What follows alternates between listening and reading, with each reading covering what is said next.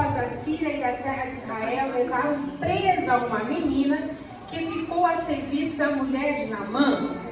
E disse esta a sua senhora: tomara que o meu senhor estivesse diante do profeta que está em Samaria. Ele o restauraria da sua lepra. Então entrou Naamã e notificou a seu senhor, dizendo: assim e assim falou a menina que é da terra de Israel. Agora você vai comigo até o versículo 13. Então chegaram-se a ele os seus servos e lhe falaram e disseram: meu pai, se o profeta te dissera alguma grande coisa, porventura a farias? Com mais dizendo-te ele: lava-te e ficarás purificado. Então desceu e mergulhou no Jordão 7 vezes, conforme a palavra do homem de Deus, e a sua carne tornou-se limpa como a carne de um menino e ficou purificado. Quem pode dizer glória a Deus e aleluia por essa palavra? Se você puder, sente dando glória a Deus, falando que Jesus é bom. Você não vai errar, não. Bendito Deus! Aleluia! Eu gosto muito, bem baixinho, mas continua. Quando a gente lê esse texto, é muito comum a gente focar em 2 pontos, falando aqui sobre o profeta Eliseu. E a gente, como pregador, nós nos inspiramos no Espírito e a gente fala muito sobre o mergulho. Mas quando o Espírito Santo de Deus ministrou no meu coração neste culto sobre o amigo, esse texto o Espírito Santo me trouxe uma inspiração a falar sobre 2 personagens, ou até mais, que a Bíblia não cita o nome, mas o comportamento desses 2 personagens são extremamente relevantes para a decisão de uma pessoa. E isso me faz mergulhar e me constranger no Espírito Santo acerca da importância de termos amigos que nos diz o que fazer, direcionados pelo Espírito Santo. Quando a Bíblia fala dessa moça, eu vou ser muito rápido. Quando a Bíblia fala dessa moça, ela cita claramente a condição de prejudicada, dilacerada, escravizada. Ela não estava em um posicionamento confortável para ela. Ela não tinha nem direito de voz. Ela era uma escrava, ela estava cativa, ela estava oprimida. Mas quando você lê o texto com um pouco mais de carinho, você percebe que essa moça, ela era uma escrava, mas com uma condição muito especial naquele ambiente. E por que eu digo isso com um pouquinho mais de autoridade? Porque ela era ouvida. Um escravo não teria lugar de fala, não teria opinião. Um escravo não teria condições de aconselhar, de dar dicas, a não ser simplesmente cumprir uma demanda. E essa moça, para ela se posicionar naquela casa, com a senhora da casa, ela soube cativar um ambiente para si. Alguns privilégios, Deus ouviu a minha oração enquanto eu estava pregando para colocar o microfone. Essa moça, ela teve condições de cativar o coração dessa senhora para olhar e ouvi-la com um tom diferente. Eu não sei qual foi o comportamento dela, mas foi muito além de simplesmente fazer um bom trabalho. Ela talvez entendeu que, indiferente dela estar cativa ou não, ela ia dar o melhor dela. E isso já revela um caráter muito grande, que é uma falta na sociedade, o caráter da generosidade. O que é generosidade? É você dar além do que pediram, além do que você pode ofertar, e às vezes dar além daquilo que alguém mereça receber. E essa moça, ela mostrou que dentro de todos os problemas que ela talvez enfrentava como escrava, cativa, ela tinha generosidade. E ela talvez em algum momento não entendeu assim: eu não posso guardar para mim uma solução. Se eu posso passar para frente a mensagem que o Deus de Israel pode realizar. Se eu reter com pura maldade aquilo que o Deus de Israel pode fazer, eu estou pecando.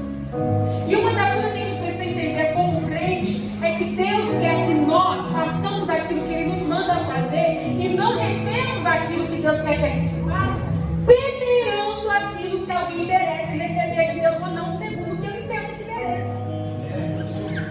Tem hora que a gente quer reger a vida e colocar termômetros, medidas, regra em alguém, mediante aquilo que a gente entende que merece ou não.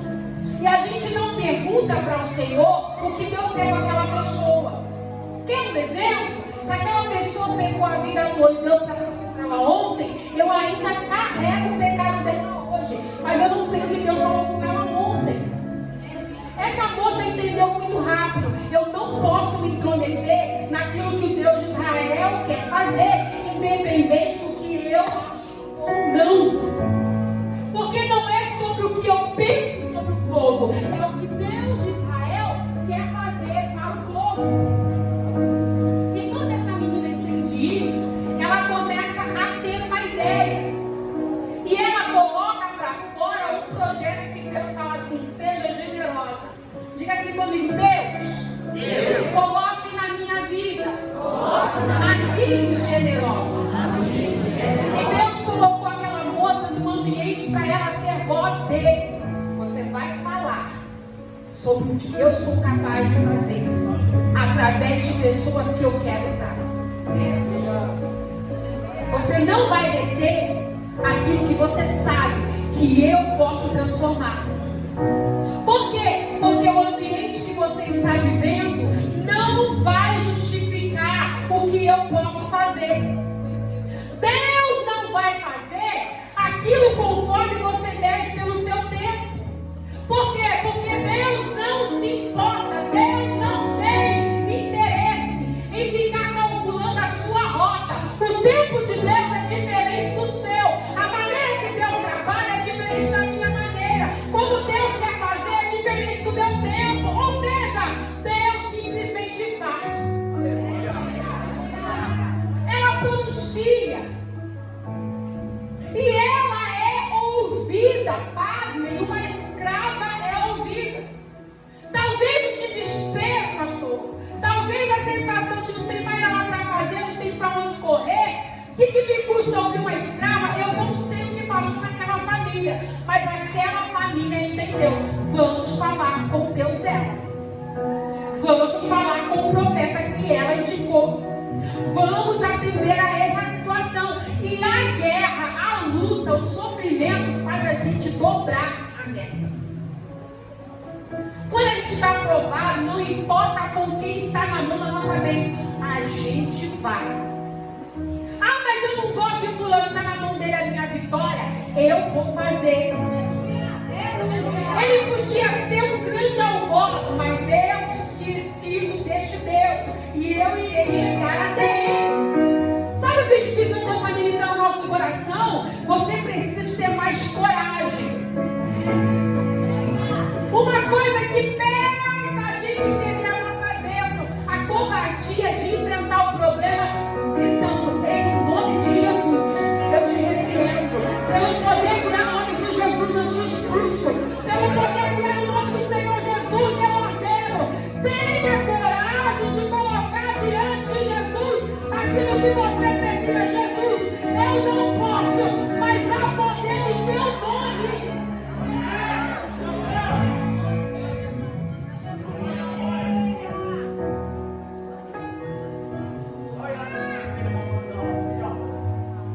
Se uma pessoa que não conhece o nosso Deus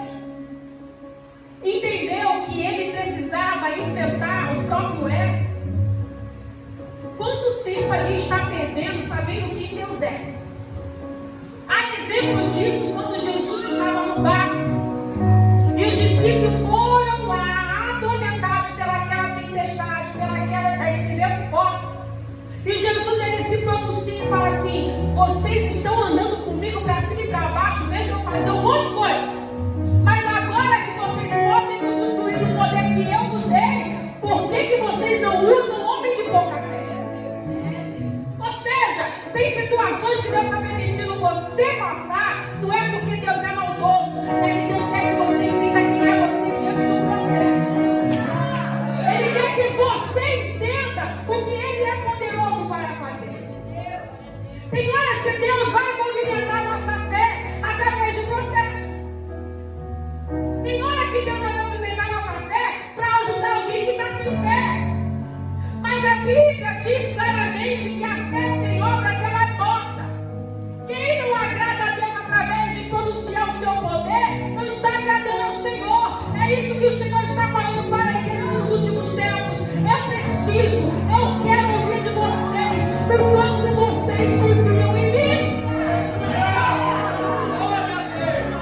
Se é para estar dentro de um templo, adorando ao Senhor sem acreditar nele, você está simplesmente vindo a um culto social e fazendo barulho. Mas quando a igreja vem na casa do Senhor, clamar por um Deus que faz as coisas impossíveis acontecer, o Espírito Santo de Deus se agrada, ele entra na casa, realiza o impossível e traz milagres abundantes no meio de uma igreja corajosa. Mas para encerrar, a Bíblia diz que quando ele vai e enfrenta o próprio rei de Israel, que não acredita no que está acontecendo, porque ele pega para si um problema que não é dele. Uma das coisas que a gente aprende como amigo é saber o limite de ajudar, meu irmão. E sabe qual é o limite de ajudar? É o limite da gratidão. Eu tenho um querido que tinha uma gratidão eterna sobre uma pessoa que tinha feito algo contra ele. E isso tinha acontecido há 10 anos atrás. Ele ainda carregava não mais o prazer da gratidão, mas o peso. Porque ele achava que abrindo mão constantemente daquilo que ele fazia em prol daquela pessoa que tinha feito algo para ele há tanto tempo, ele não conseguia viver a vida dele. Um dia eu conversei nesse querido, eu falei assim: você já fez a sua parte, você já louvou a Deus por isso, você já agradeceu a Ele por isso, agora segue em frente. Gratidão não tem que ter peso. Gratidão tem que ter uma boa memória. Gratidão tem que ser leve. Mas quando ela torna um peso, você está escravo de alguém que está se fazendo de coitado diante daquele que você oferece. E aquele rei queria pegar algo para si que Deus falava assim: isso é um tema seu. O limite de ser grato, o limite da generosidade, o limite de ajudar. Afinal, a pastora missionária Esther Guiliano, ela dizia algo incrível: até para ajudar a gente tem que orar. Até para ajudar alguém você tem que falar: Jesus, me dá uma direção. Quanto, como, até onde? Porque o dia que eu falar não dá, ninguém vai lembrar o que eu fiz de bom, só quando eu disse não. A estratégia que o Espírito Santo te dá é direcionamento. Sabe o que Deus precisa abrir na nossa mente? Entendimento das coisas.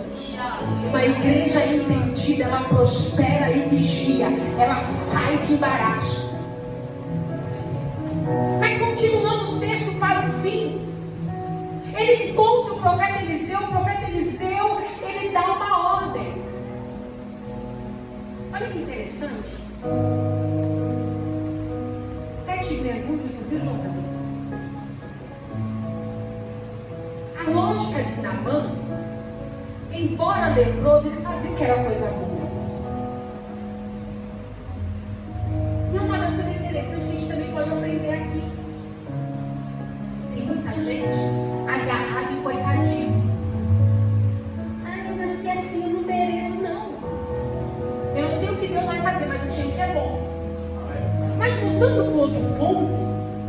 Ele questiona, tem tanto rio bom, por que é esse? E ao contrário do que a gente acha, pensávamos nós que antigamente o Rio Jordão ele era sujo, e eu digo sujo de esgoto. Mas não, o Rio Jordão era barroso. Era diferente do Rio Jordão que dá banho a Israel, em Jerusalém, lá para Israel. O Rio Jordão que banha Israel. Tem o Rio Jordão da Palestina, que é onde Zé Pedro, que foi inclusive que Jesus foi batizado. Ele é barroso, ele tem barro na mistura, não é limpinho, não é cristalino. Mas não é sujo, não é imundo. Talvez não era o ideal, talvez não era a perspectiva, talvez não era o que foi pensado, o que foi conversado. Mas esses improváveis que Deus dá uma mexida na vida da gente, é quando você fala, não vai sair nada de lá. É uma notícia, é um conselho, é uma conversa que cura, é um café que você vem aqui em casa para fazer um café, a gente vai conversar, você sai direcionado, você sai mais leve. É um lugar que você fala assim, eu não dou nada para esse médico, ele vai lá e fala assim, eu sei o que você tem e sei como tirar isso de você. É coisas que Deus usa no impossível que você fala. Eu não sei o que Deus vai fazer, mas eu só creio que Ele vai fazer. A falta de maturidade espiritual, eu não sabia que era Jesus. Eu não sabia quem era Deus de Israel. Ele só tinha um conselho. Vai lá, fala com o profeta. Fala com Eliseu. Ele só tinha um conselho de experiência. Ninguém contou para ele, ó, Deus de Israel faz um negócio doido. O Deus de Israel, ele faz um negócio, ele racha uma pé e sai água.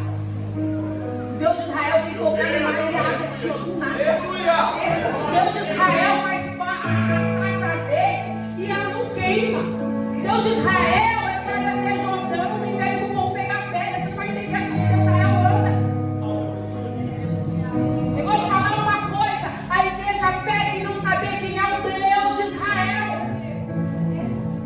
Eu vou te falar mais uma vez, e se você entender o que Deus está falando nessa noite, você vai dar glória a Deus. Há poder no nome de Jesus.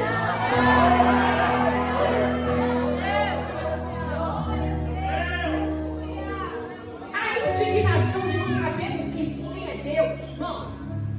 Eu vou fazer 40 anos. No final do ano.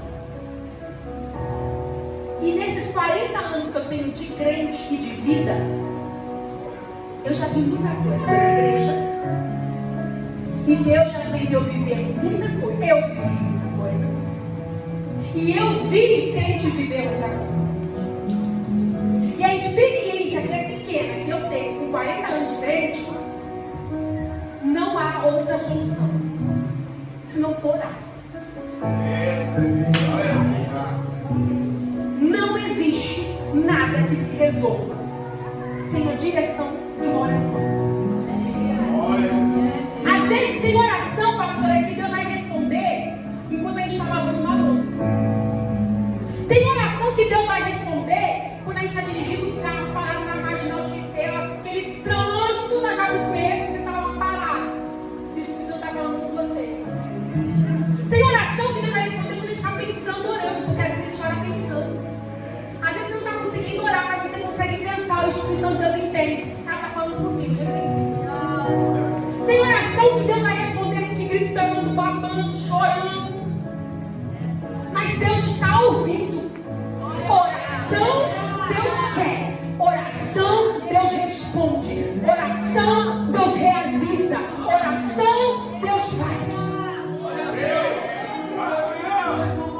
Mas tem algo lindo no texto que eu vou encerrar agora sobre a pessoa que às vezes não conhece Jesus como a gente conhece. Que não tem 40, 15, 2, 3 anos de crente.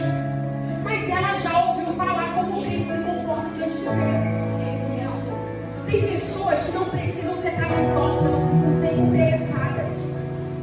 Tem pessoas que não precisam ser um super crente cheio de Deus, brada, sapateia, mas é aquele crente que tem temor. É essas pessoas que a gente tem que andar junto. E que é um exemplo, quem estava aqui perto fala assim, olha, meu Senhor, Posso te falar uma coisa? Obedece.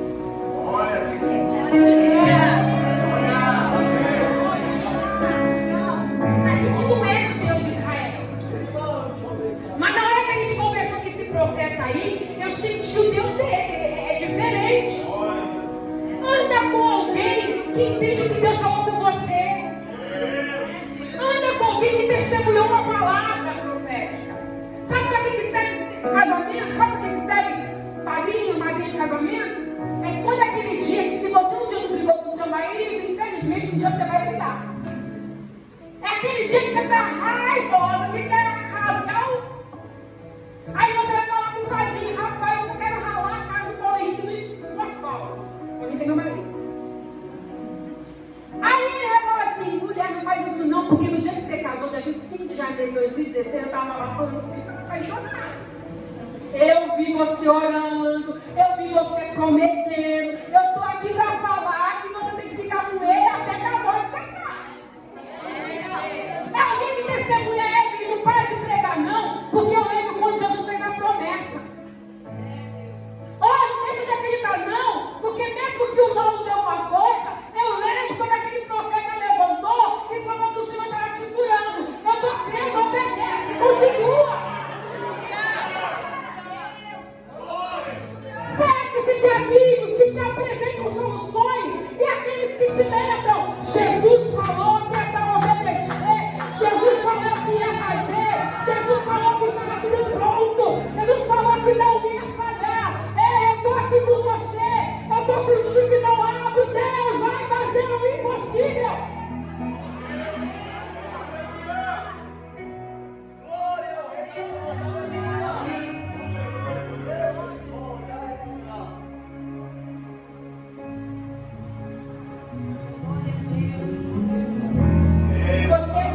Poucos amigos, vem cá. Eu vou tocar uma ferida aqui. Eu vou, como diz a psicologia, eu vou abrir um gatilho. Eu nunca fui uma menina que andava em bando. Eu nunca tive uma ganguezinha. Eu nunca tive muitas amigas. Era muito diferente. Eu tinha outros interesses. Meu interesse era o céu. Eu não compartilhava muito das coisas. E eu tenho uma sensação que eu inibo algumas pessoas. Eu não sou assim. Mas a minha presença dá uma inibida. Eu sei disso. Não é porque eu sou cantora que nem a Jéssica. Mas é porque algumas coisas que em mim ressaltam, que as pessoas se sentem inibidas. Ou elas se juntam, ou elas fogem. E eu aprendi isso muito tarde, quando eu consegui entender na minha maturidade. Eu sou assim. O máximo que eu posso fazer é dar a oportunidade para as pessoas realmente me conhecerem. E se elas quiserem. Porque diversas vezes, na minha adolescência, principalmente, no início da minha fase adulta, eu queria convencer as pessoas a gostar de mim quando elas estavam precipitando a não gostar. E eu sofria, porque eu acabava me colocando na frente de um canhão desnecessário, me expondo. E aí, aquilo que as pessoas queriam saber, elas reforçavam. Realmente era isso. E eu era... Meu pai dirigindo igreja, filha de pastor, irmão, é esse nível. É o que eu falo. Filha de pastor e mulher de pastor não tem amigo. É difícil. Então, quando eu era assim, eu não entendia porque ninguém me defendia. Eu não tinha ninguém para falar assim: não fala assim com ela. Eu vou brigar por ela. E eu aprendi a minha vida toda a me defender. Sempre. E quem me dava combustível na minha adolescência era orar. Porque não tinha muitas oportunidades. Eu era sabotada. Todo mundo sabia que eu cantava, mas no culto bom que estava cheio, eu não podia cantar. Mas no culto que não tinha ninguém, coloca ela. Eu conheço grandes pregadores e grandes igrejas aqui em São Paulo, que quando ele abriu a igreja com 5 pessoas, eu ia lá fazer campanha, eu ia lá pregar. E aí, quando ele me abençoava, eu devolvia: não, coloca aqui uma porta de vidro. Toma. Hoje essa pessoa é um grande pregador, um grande pastor de uma igreja de mais de 1000 pessoas. Bota importante. Mas eu estou desabafando, não estou mostrando para você que às vezes a gente vai de passagem mesmo. Tem pessoas que não vai carregar a gente. E sabe o que o Espírito Santo colocou no meu coração? Evelyn, quando eu fizer, ninguém vai te apadrinhar, sou eu. Ninguém vai dizer fui eu que fiz. Mas você vai poder dizer, o Espírito Santo de Deus tocou.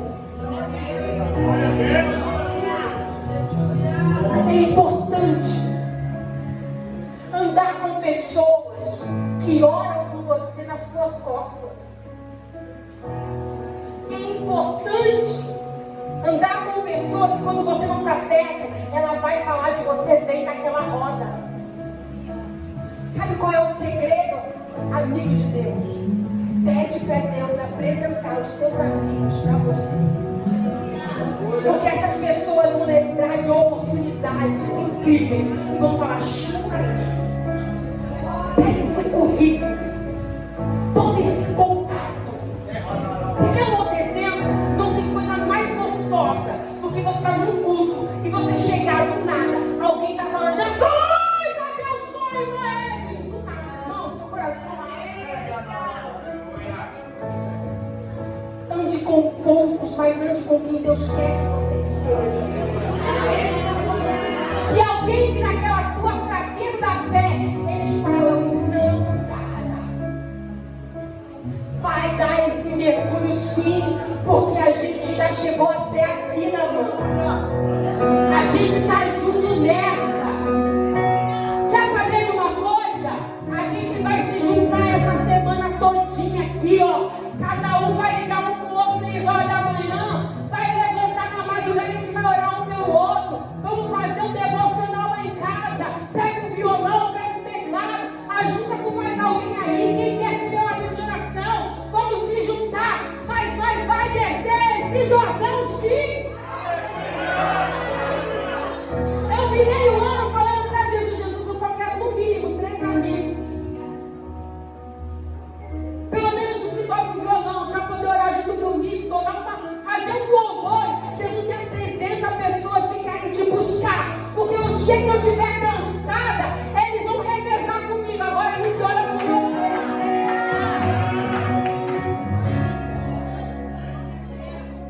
Ou você acha que a irmã Evelyn é cheia de amigos, todo mundo quer ser meu amigo? Eu sei. Mas eu também quero ser ouvida pelo Senhor. Eu também preciso da intercessão. E nem sempre a gente está com o ouvido com quem realmente quer interceder. Tem gente que está interessado nem saber. Aí entra a hora que o Espírito Santo desce com discernimento. Não joga fora não, mas também não traz aberto. Discernimento. Jovens, não precisa você ter 40 anos para saber escolher um amigo. Você com 13, 14, 15, 19, 20, você pode falar com o Espírito Santo.